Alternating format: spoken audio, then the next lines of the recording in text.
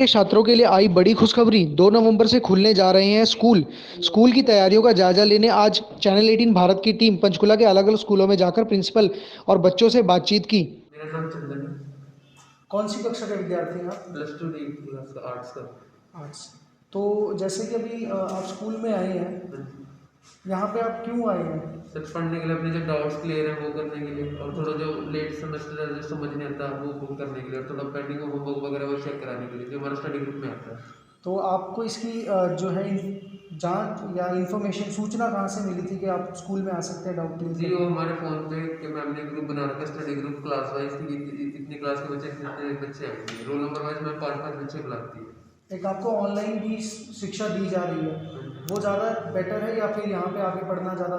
Sir यहाँ पर आके पढ़ना ज़्यादा बेटर है, क्योंकि जो जितने भी डाउट्स होते थे हमारे यहाँ पर क्लियर थे। जब हम घर पे यहाँ पढ़ते थे वो अलग, हम घर पे पढ़ते थे अलग। अब जब स्कूल से कुछ नहीं पढ़ पा रहे तो घर पे क्या करेंगे, घर पे और मन नहीं लगता हमारा। आपको जैसे पता है कि कोरोना की स्थिति चल रही है महामारी की, तो आप अपनी तरफ से क्या अपनी सावधानी बरत रहे हैं इस महामारी में? सर घर से इसके लिए हम जब भी घर से निकलते हैं तो पहले वहाँ हाथ सैनिटाइज करते हैं। जब भी जिस वाहन से हमारे व्हीकल से आ रहे हैं वहाँ पर भी थोड़ा सैनिटाइजर करके बैठते हैं। फिर जैसे हमारा एंट्रेंस पे आते हैं वहाँ पर पहले हमारे हाथ सैनिटाइज कराए जाते हैं, उसके बाद हमारा टेम्परेचर नोट किया जाता है।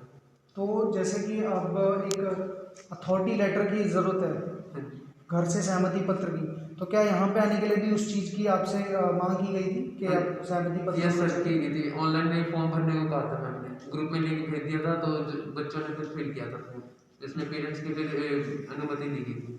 तो जैसे कि इस बार आपका जो सत्र है काफ़ी विलंब से शुरू हो रहा है, हाँ जी। तो ऐसे में जो आपका सिलेबस है वो कवर होना शायद मुश्किल लग रहा है, तो ऐसे में आपकी क्या मांग है? सर ऐसे में तो फिर हमारा सिलेबस थोड़ा कम कर दिया जिससे हमें थोड़ी आसानी होगी, तो इसकी वजह से फिर हमारे पढ़ाई में भी थोड़ा नुकसान पड़ेगा। ज़्यादा सिलेबस होगा, कम टाइम मिला हमें, इतने टाइम में भी इतना सारा सिलेबस नहीं कर पाएंगे।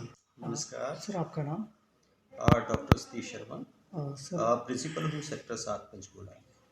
सर जैसा कि अब स्कूल खुल चुके हैं पंचकुला में, तो क्या गाइडलाइंस हैं जिनके द्वारा यहाँ पे बच्चे आ रहे हैं, या क्या उनके लिए यहाँ पे इंतज़ामात हैं उनकी सेहत से लेकर सुरक्षा से लेकर?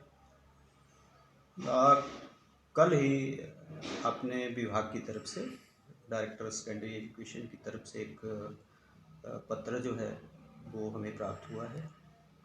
उसमें विभाग ने जो एमएचए की गाइडलाइंस है, जो एसओपी है, उसको फॉलोअप करते हुए हरियाणा सरकार के द्वारा निर्णय लिया गया है कि हरियाणा के जो स्कूल्स हैं वो अब 2 नवंबर से खुले, लेकिन उसकी जो विस्तृत जानकारी है वो अभी हम लोगों तक प्राप्त नहीं हुई है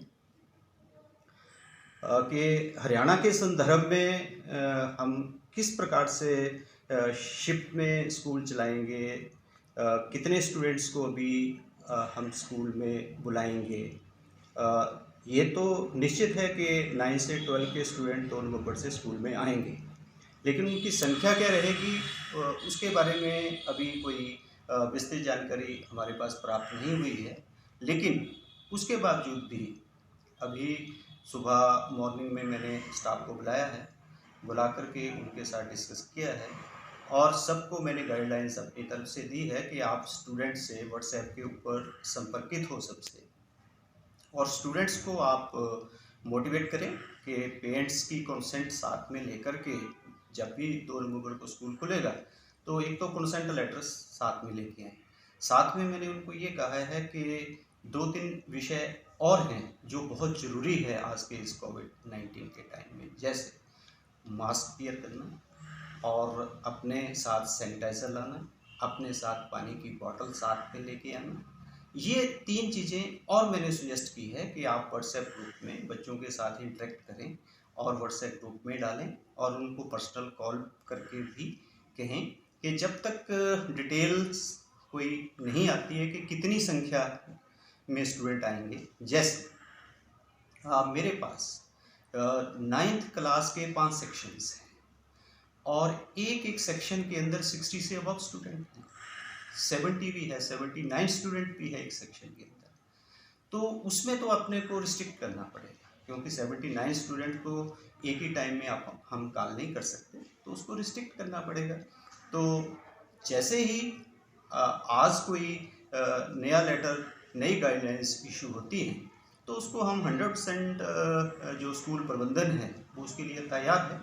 और जैसे ही गाइडलाइंस आएंगी तो उसके अनुसार हम उसको फॉलोअप देंगे, जैसे पहले हम कर ही रहे हैं। स्टूडेंट्स अपनी प्रॉब्लम्स के लिए स्कूल में आ रहे हैं, 9 to 12 स्टूडेंट्स आ रहे हैं और टीचर के साथ जो है वो इंटरेक्ट करते हैं, अपनी प्रॉब्लम लेके आते हैं, अपना होम टास्क जो है उसको चेक करवाने के लिए आते हैं।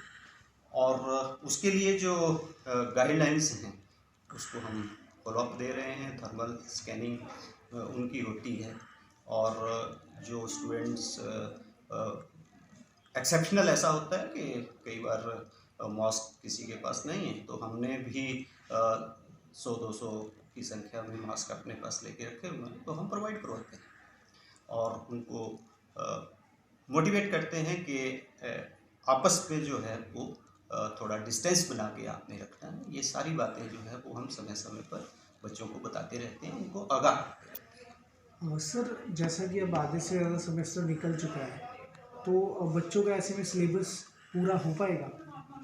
अभी जो सरकार की तरफ से शिक्षा विभाग की तरफ से जो गाइडलाइंस आई है उस पे बहुत क्लियर लिखा हुआ है कि जो हमारा ऑनलाइन एजुकेशन है वो भी जारी रहेगा। हम स्टूडेंट्स को कंपेल नहीं करेंगे, हम पेरेंट्स को कंपेल नहीं करेंगे। स्टूडेंट्स की अपनी इच्छा रहेगी कि स्टूडेंट स्कूल में ऑफलाइन करे, टीचर के पास आकर के पढ़े, या फिर ऑनलाइन जो है वो भी जारी रहेगा। वो स्टूडेंट्स के ऊपर डिपेंड करेगा, पेरेंट्स के ऊपर डिपेंड करेगा कि वो अपने वार्ड को स्कूल में भेजना चाहते हैं या नहीं भेजना चाहते हैं, क्योंकि हम उसी को एक्सेप्ट करेंगे जिस बच्चे के पास अपने पेरेंट्स के द्वारा साइंड कंसेंट लेटर